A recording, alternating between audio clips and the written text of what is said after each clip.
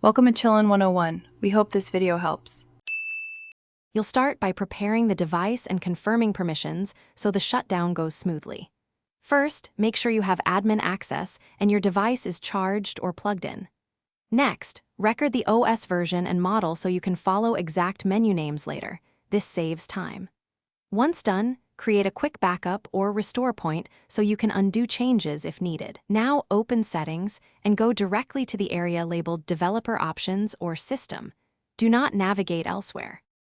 Now you'll turn off the features themselves. Navigate to Settings, then Developer Options under System or Advanced. You should see a master toggle. Flip it off. This disables most developer features at once. Make sure to also individually turn off USB debugging, mock locations, and any experimental flags because some systems keep them active.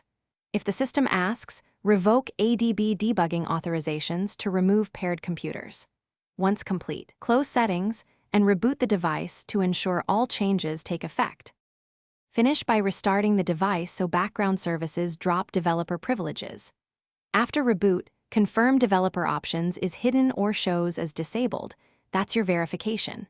If developer options reappear, check for secondary admin accounts or device management profiles and remove them or clear system settings cache.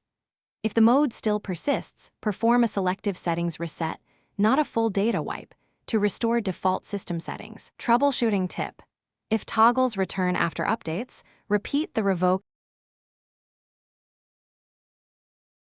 Thanks for watching.